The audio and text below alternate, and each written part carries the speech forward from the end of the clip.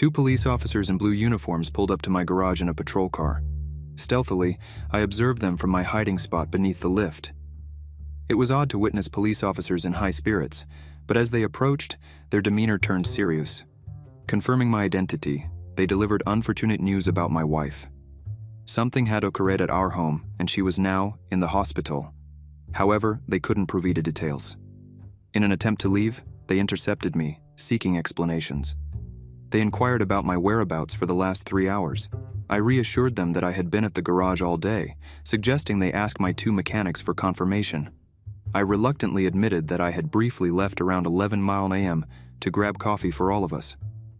While one officer chatted with Mike and Pete, the other noted the coffee shop I visited. When asked if they could see my car, I agreed without hesitation. Leading him to my truck parked outside, he thoroughly inspected it before granting me permission to go to the hospital. Upon arriving at the hospital, the same 2 officers intercepted me again for more answers. We headed to the hospital cafeteria for much-needed coffee. They probed into my relationship with my wife. I explained that we had met and married relatively late, around 8 years ago. Kate had successfully worked as an attorney but quit her job a month ago to take a break before pregnancy. I expressed my love for her, emphasizing that we were doing well and looking forward to starting a family. When asked about John Barton, I denied knowing him, and they walked away without providing any answers. Trusting my team to secure the garage, I headed straight home. 2 forensic scientists and a detective were searching the house. The detective introduced himself, explained what he knew, and posed the same questions as the previous officers, along with a new one about some drops of blood in the downstairs toilet. I claimed ignorance and sought assurance that they were actively investigating other possibilities. The detective reassured me, mentioning his colleague talking to Mrs. Barton. Curious about John Barton, I asked, but the detective deemed it inappropriate to comment. They left me in a state of confusion. Entering the master bedroom, I witnessed a scene that would have truly shocked me if I were watching it for the first time. Earlier that day, around 10 a.m. at work, thoughts about intimacy had crossed my mind. It wasn't unusual.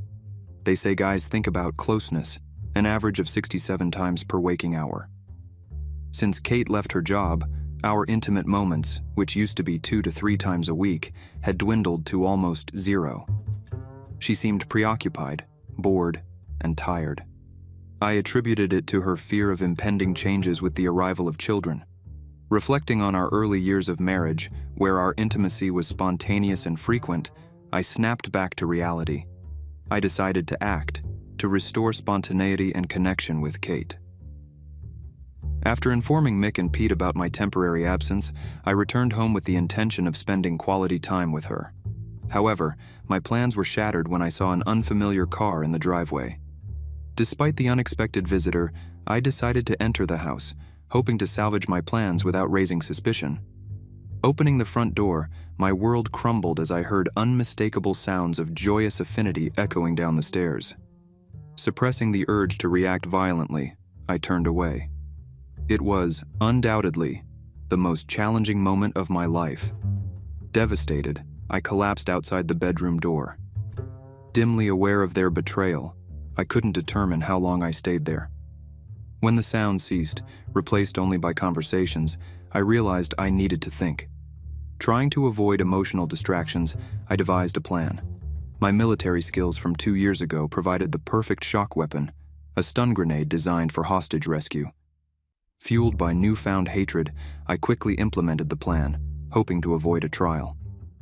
Upstairs, I discreetly placed the device, its flash and sound meant to stun for seconds, with a looped rope around the light fixture. Pulling out the pin, I exited the room, covering my ears. The subsequent explosion was intense, and following the plan, I re-entered the room prepared for action. To my surprise, the scene was not as expected. Mr. Anonymous lay on the bed, displaying clear damage below the waist, while Kate lay on the floor, seemingly confused. Retreating to the hall, I pondered my next steps. 2 horrifying screams emanated from the bedroom, signaling trouble. My plan had failed, and peeking into the chaotic scene, I realized the guy was in pain, and Kate was absent, presumably in the bathroom. Desperate to erase any evidence, I located the detonator and added it to the rope. I disposed of anything else that might incriminate me. Speeding down the street, I emptied my pockets into a roadside trash can. Back in my garage, I called Mick and Pete, explaining the situation. Their initial shock turned into laughter as they realized the absurdity of the events. They agreed to vouch for my alibi, and we spent the next hour laughing in disbelief. The following days were filled with disappointment as reporters besieged my quiet street. The hospital administrator informed me of Kate's request for pajamas. Despite the circumstances, I sent them to the hospital. Kate's father called, apologizing for his daughter's behavior and expressing hope for continued communication. He reminded me that he had another daughter recently divorced, but the situation felt too bizarre. A few days later, Mr. Not-So-Big-Deal was released from the hospital, exposed as a serial cheater. His reconstructed manhood was unlikely to function as intended. Sarah Barton, his wife, visited me seeking evidence for her divorce case. Playing her the aftermath of the explosion, she left without much sadness. The detective, appearing informally, visited me and suggested closing the case due to insufficient evidence. With a smile, I wished him well. Kate's letter arrived, expressing shame and regret. She understood the gravity of her actions and accepted the consequences. The letter touched me deeply, and I reversed my decision to send her pajamas. Reflecting on the entire ordeal, I received unexpected visitors, Sarah Barton and the detective. Sarah sought evidence for her divorce case, and the detective, now off duty, inquired about the events. I maintained my silence, leaving them with unanswered questions. In the end, I received closure from Kate's letter, understanding the extent of her remorse. The pain was still fresh, but I found solace in knowing that I wasn't to blame for her actions. As life continued, I focused on rebuilding and rediscovering happiness, free from the shackles of betrayal. I'm seeking advice, feeling a bit lost without anyone to turn to. I just want guidance on how to move forward in my situation. My wife and I have been together for a decade, married for 3, and we're parents to 3 daughters. I work full-time, while she's a stay-at-home mom. We're both in our early 30s and we own a house. Overall, our marriage is good, but financial struggles with a single income have been a constant issue. Around 9 days ago, something unexpected came up. While in bed, my wife brought up the idea of bringing others into our bedroom. We had discussed it before, and I was open to experimenting if the conditions were right. However, she surprised me by suggesting my close friend. Let's call him Jake. Jake has an open relationship with his wife and openly talks about group sex. This threw me off because Jake and I have been close friends for over 15 years, even playing in a band together in college. Despite my reservations, my wife insisted that involving Jake could be okay. We engaged in some dirty talk about the possibility and had sex. Afterward, I couldn't shake off some uneasy feelings. Suspecting that she had discussed the idea with Jake before bringing it up with me, I know it's not ideal, but feeling a bit paranoid, I checked her phone. We've never had a strict privacy policy, and our phones were usually accessible. To my surprise, I found a deleted conversation in the trash folder. It contained about 60 messages between my wife and Jake, starting from the 8th. They discussed Jake's relationship with his wife, admitting to having thought about sleeping with each other. The conversation escalated into explicit discussions about meeting up and having sex, with plans for her to visit him the next day while I was at work and the kids were at school. Confronting my wife, she admitted to everything. While at Jake's house, they talked, kissed, undressed, and engaged in sexual activities, but it stopped when she began crying. She expressed remorse, claiming it was a mistake and that she planned to tell me everything the next day. Devastated, I left and stayed with a friend for a few days. Her mother came to support her and the kids.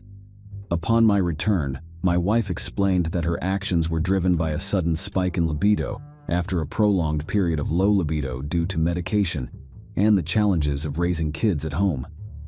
She mentioned a strong curiosity about involving other partners, which led to seeking attention from someone else. Despite the betrayal, I still love my wife and want to salvage our family. We've decided to pursue therapy. I'm reaching out to anyone who has faced a similar situation for advice on forgiveness and rebuilding trust. I want to hear about experiences, and learn what steps others have taken to move forward in such circumstances. I thought I'd be the first one at the lawyer's office, but when I and my lawyer arrived, Dave and his lawyer were already in the conference room. Seeing him with an attractive woman triggered my usual jealous reaction, making me feel somewhat inferior. At 48, he was more handsome than ever, tall and muscular, running a successful business, and leading the local chamber of commerce. My envy flared up, especially when I noticed Dave barely acknowledging me. The red-haired lawyer's reassuring gesture heightened my anxiety, and I couldn't help but interpret it as her trying to finish the meeting quickly to pursue him. I knew from experience that she would enjoy it, given my husband's charm. Dave's indifference frustrated me, but I had to focus on the meeting while my lawyer chatted with the red-haired one. As I sat down, Dave took a folder from my purse, opened it, and laid out the finished script. His faint smile hinted that he was aware of my thorough preparation.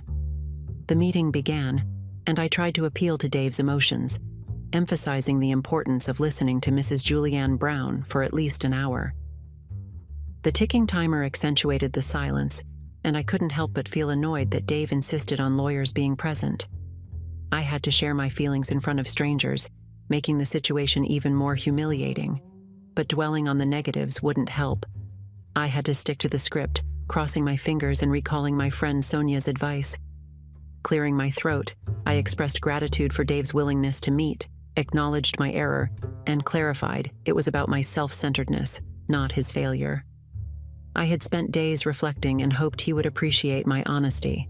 My speech aimed to offer the justification he needed. Contemplating the potential consequences if the kids were at home, I considered playing the Dave you can't break up the family card. I observed his reactions, examining his face. To my surprise, Dave remained neutral, raising his pen and marking a check next to the first sentence in his notes. My confidence wavered as I realized I had played into his expectations.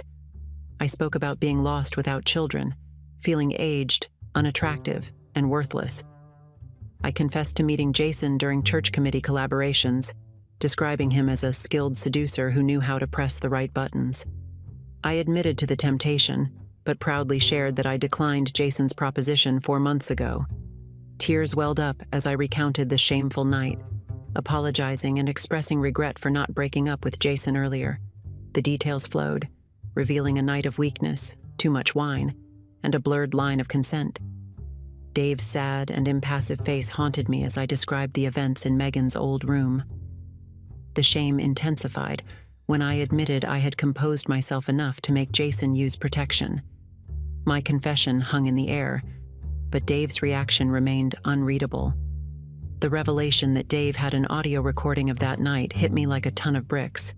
I couldn't fathom why he needed a voice recorder unless he knew he could record something incriminating.